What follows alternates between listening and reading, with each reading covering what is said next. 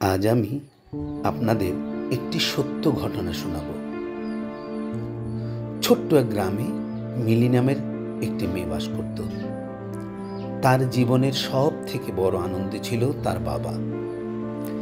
বাবা মেয়ের সম্পর্ক ছিল অত্যন্ত মধুর, যেন একে অপরের সঙ্গী।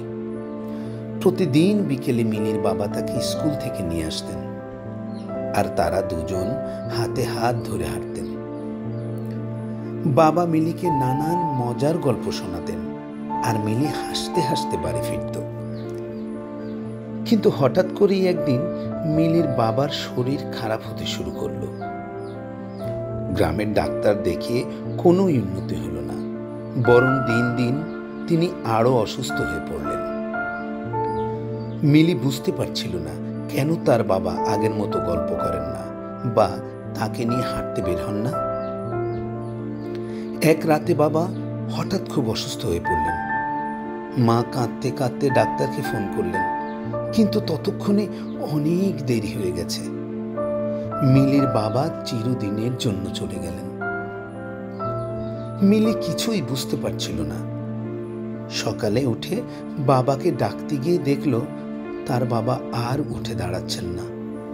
সে বারবার বলছিল, বাবা ওঠো না কেন, আমাকে আজ স্কুলে নিয়ে যাবে না? কিন্তু কোনো সাড়া মিলছিল না।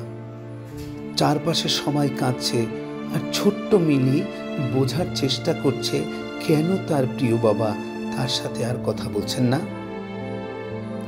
সেদিন বিকেলে মিলি একা একা বাড়ির সামনে দাঁড়িয়েছিল, সেই পথের দিকে তাকিয়ে, যেদিক দিয়ে প্রতিদিন তার বাবা তাকে নিয়ে হাঁটতেন।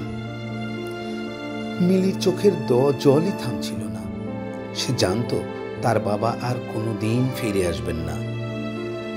সেদিন থেকে প্রতিদিন বিকেলে মিলি সেই পথের দিকে তাকিয়ে থাকে, বাবার ফিরে আসার অপেক্ষায়।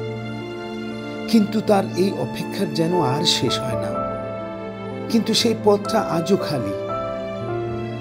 আজ মিলির ছোট্ট হৃদয় ভেঙে গেছে বাবার শূন্যতায়। কোথায় পাবে সেই বাবা? বাবা কি কোনোদিন আর মিলির হাতটি ধরে বলবে, চলো মিলি স্কুলে যাই, চলো আম্মু তোমাকে নিয়ে ঘুরতে যাই?